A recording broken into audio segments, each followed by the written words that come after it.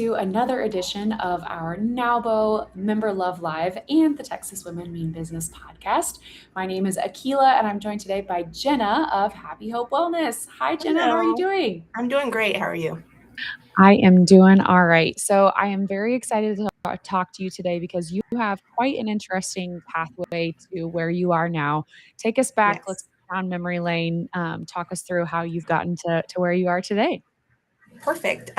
So yeah, like you mentioned, I do have quite a story, and kind of it all rounds out with really about 21 years ago. I lost my first son Mm, when he was a baby, and he passed away. And so, kind of like grief and trauma had always really been at the forefront in my passion to really help others kind of navigate through things.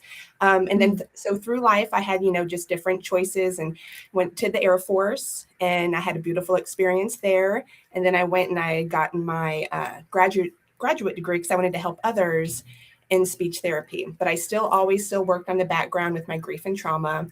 And then a couple of years ago, it was just through the death of my parents as well that the grief kind of really was at the forefront. And I really mm. just wanted to find tools and strategies to help other people and myself. And when I found these specific strategies, I'll kind of chat about in a little while, I decided to create my business, which is Happy Hope Wellness, which is just really hope lives in today for a brighter and happier tomorrow is really what my motto is. And so I just kind of wanted to bring that joy to others and still be able to integrate my experience with the Air Force and speech pathology. So that's Fabulous. a little Fabulous. bit kind of about just the background of why I created Happy Hope Wellness and the Yeah. little steps it took to kind of get there. Because it did take a while to kind of decide to have a business specifically for grief and wellness and just overall well-being. But Mhm. it was something I saw that I just couldn't not do. Um, Mhm. Yeah. yeah. What do you feel like is the most common misconception around healing from grief and from trauma? I will say a lot of misconception is that it's that's just how it is. You're just gonna kind of be in grief, and you just kind of have to deal with it, and it's just always going to be so heavy. And at least Mm, that's what I have felt because I just thought in my life, like, okay, well, here it is. I'm just going to have to deal with it. I'm going to have to deal with the feelings, and there might be one or two things I can do. But really, when I was able to find the strategies to use, I was able to thrive and just be able to find purpose out of the mhm, heartbreak. And I think that's what a lot of people, there could be misconceptions of, I'm always going to feel like this. I'm always going to feel sad and devastated. And yes, like the experiences I've had with like the loss of my son and the loss of both of my parents, it is really sad. But I've taken that and taken it to a different perspective and understand mm, that I can't change what has happened.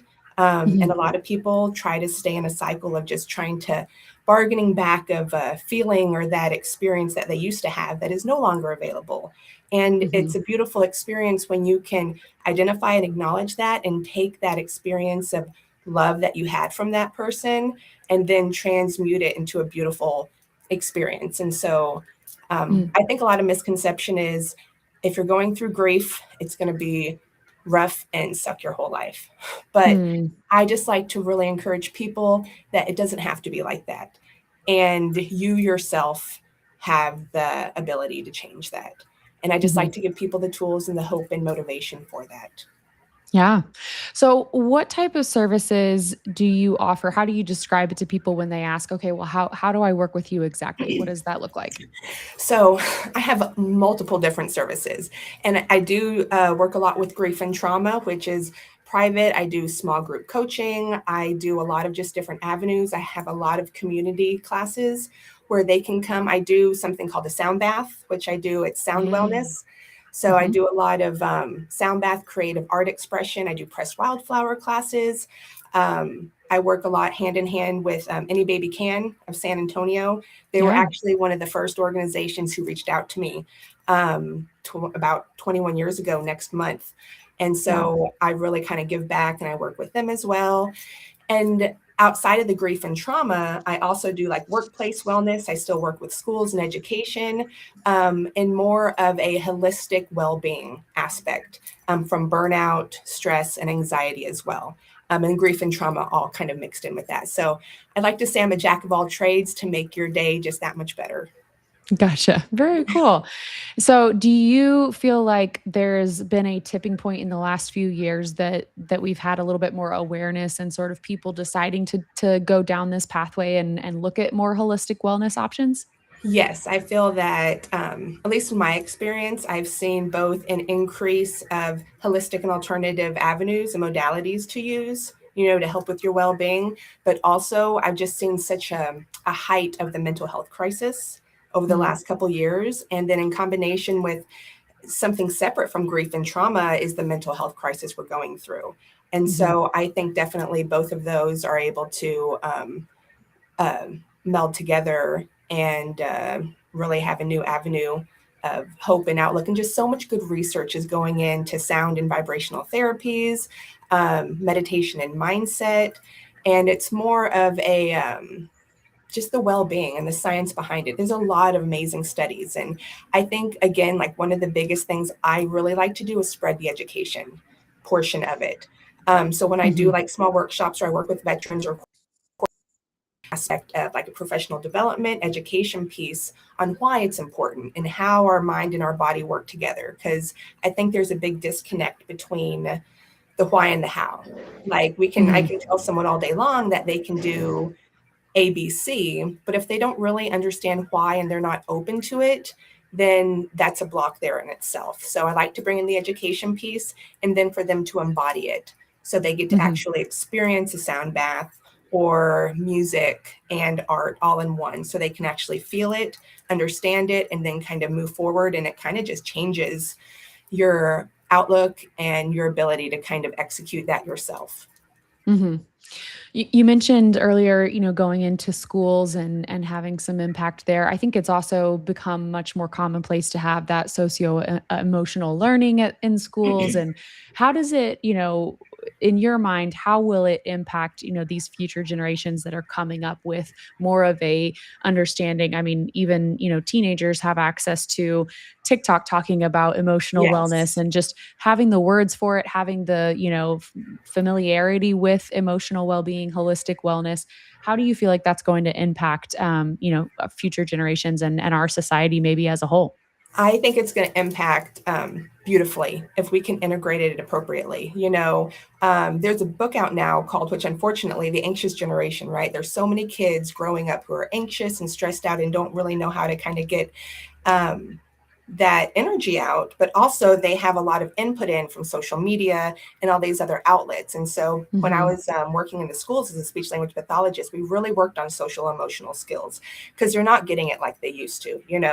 A lot of time technology is at the forefront. And so kind of breaking that gap and then allowing these type of conversations, nervous system regulation, going in there and bringing art and calming and understanding that children, they may behave specific ways because they aren't able to communicate or express mm, themselves how they feel comfortable, or they might not even know how. So bringing this type of information in is really a great foundational area for them to feel comfortable and safe and actually really know how to utilize these tools and mhm, techniques.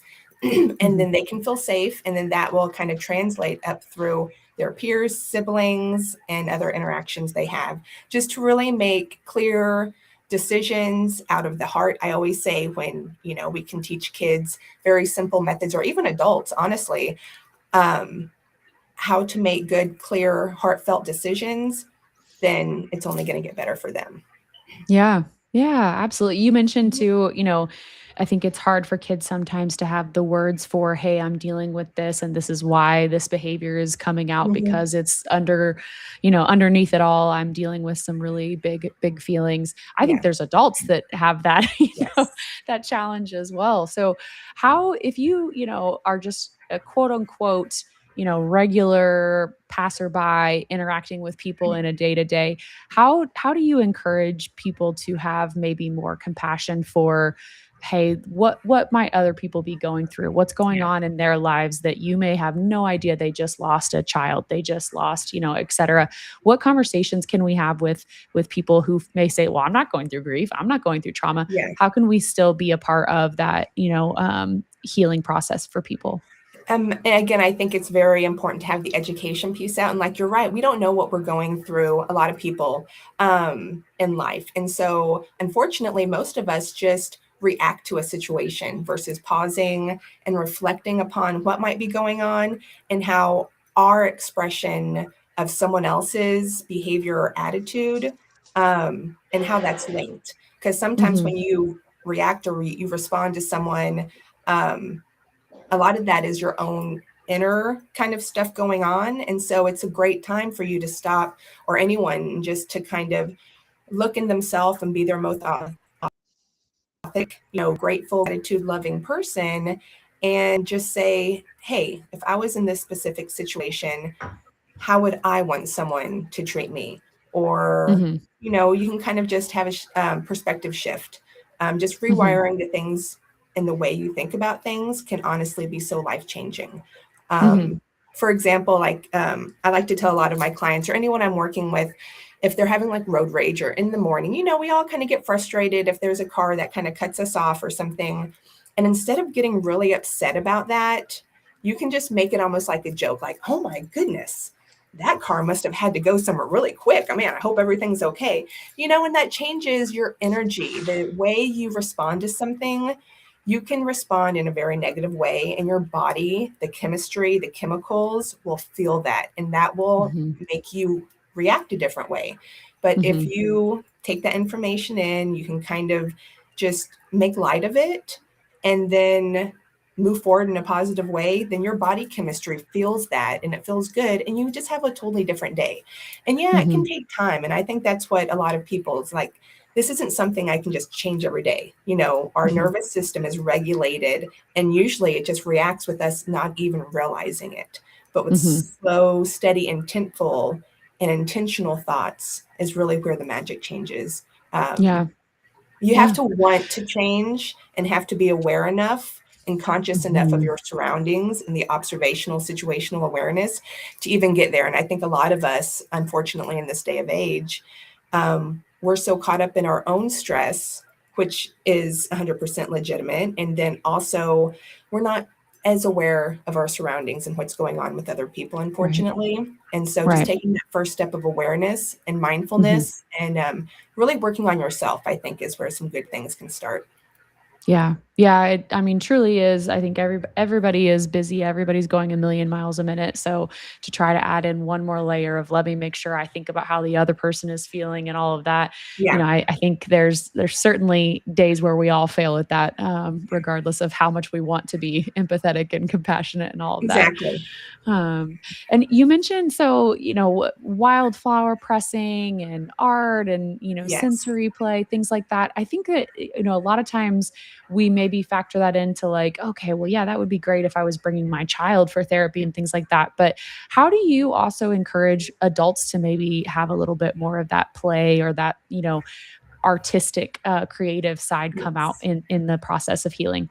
I love that question. So it's very true. A lot of adults, they aren't used to crafting, or they aren't used to being as creative as they might have been when they were a child. But bringing in art, expressive arts, really help activate the different areas in the brain for creativity, imagination. It really helps bring up those feel good chemicals like dopamine, all the neurotransmitters, and then brings down your cortisol. And it really allows that time for your body to do some hand-eye coordination, and it kind of has a bridge over kind of our analytical mind to more of our creative calming mind, and it really puts our Mhm. body into the parasympathetic nervous system setting of rest and digest and just enjoying yourself. So I would really encourage them to even just test it out. I mean, it doesn't have to be anything crazy. It could be walking in nature and picking up a couple like leaves and sticks and making a little picture right there on the dirt. It's very creative, and I think it really just is whatever makes them feel comfortable. But I think the education behind it is so important because it just shows such amazing transformation when you do art and you Mhm. enjoy life and you do things that can be fun. Um, Mhm. like for example, I had just came back from Dallas. I was up in Dallas for 2 days. They had me come up there, the Education Center, Service Center, And I did 5 workshops for the educators, administrators, for the behavior conference there. And it was a whole session. I did a presentation. We talked about the benefits of nervous system regulation using art and sound. Then we transitioned to a pressed flower, wildflower activity. We did affirmation cards. We did little cute prayer cards and bookmarks. And then after that, we did a 30-minute sound bath at the end. And it was one of the best experiences. And they had me come back again this year. And I was there last year as well. And it's so new, it's so different. Nobody really does it, but allows me to bring the education, professional development piece in, but also allows them to get that information, but also embody that practice as well. I do that with corporate, I do that with kids. There's really no place that cannot be impacted by this in a positive way. And who wouldn't want to do crafts and have a sound bath? I mean, let me tell you. I mean, I have women leaderships retreats. They'll call me out and do. It's just fun and innovative and outside the box, and just what people need to kind of just disconnect. I always say people need to disconnect to reconnect. So yeah.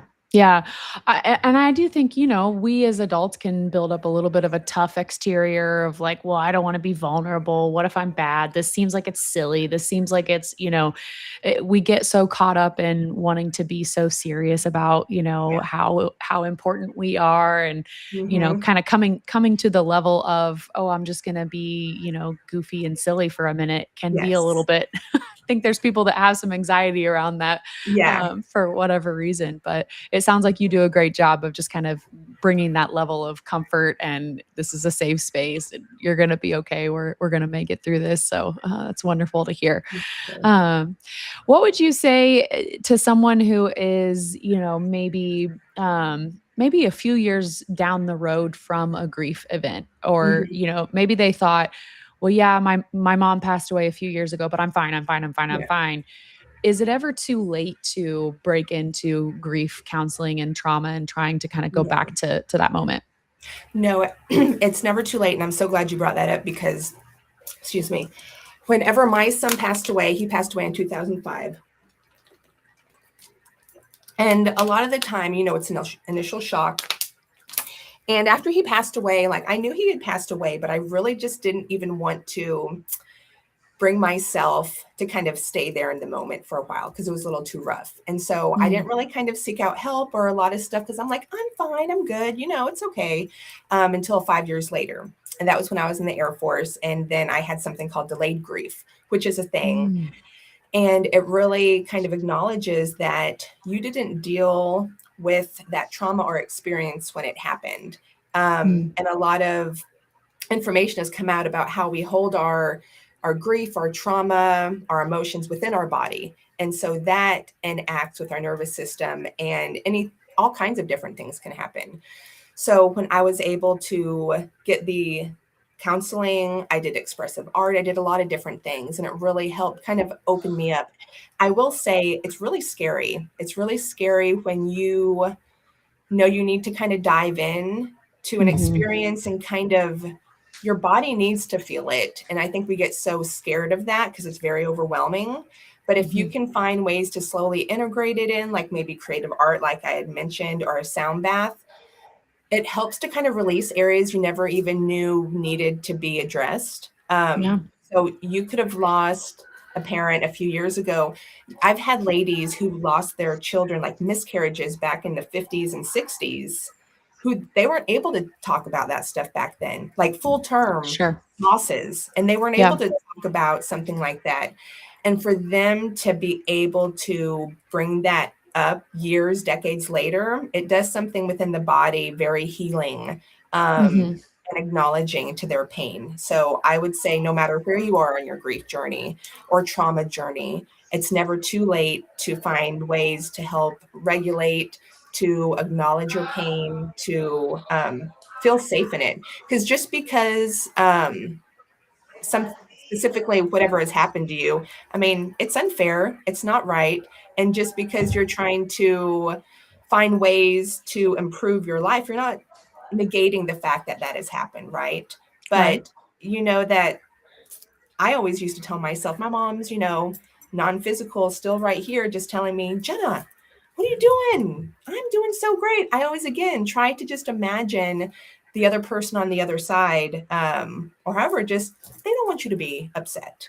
And they want you to be able to find your peace and happiness wherever that is. And I always just say, I would do things my parents enjoyed, or I would do things in memory of my son, because my son was 3 months old when he passed away. So I would make like memory boxes to give to like NICUs or work with organizations. And so finding something that you love to do in honor of that loved one, to give yourself the love, really, you can't go wrong with doing that and getting either counseling. And if counseling, you feel that there's a little bit more that you can work with counseling, there's so much, like beyond talk therapy as well. So neurosomatic stuff, expressive art, hiking, yoga, so many different things. I just encourage anyone to not stay stuck in their grief.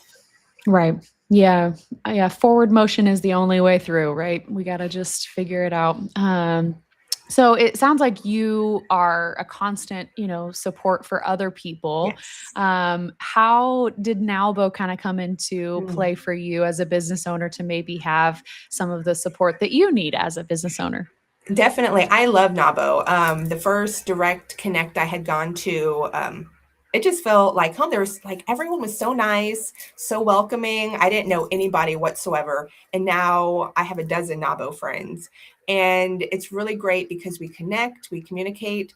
There is just such a wide variety of women business owners there, and such a great opportunity to have all kinds of different committees. But especially when I had my, the membership meeting, it was amazing because there was 5 or 6 other new members, and it was months ago, but we were all in the health, holistic wellness realm. And I thought Oh, how beautiful wow. that was. Yeah. That there were quite a few of us, and how that has opened up really more connections and collaboration. I had a couple ladies reach out. I can't think of their names on the top of my head. However, they were just so welcoming. They sent me like calendar links to kind of set up different appointments with them to talk about things we could do for NAWBO or just wellness in general. I love all the different, I went to the summit, which was fabulous.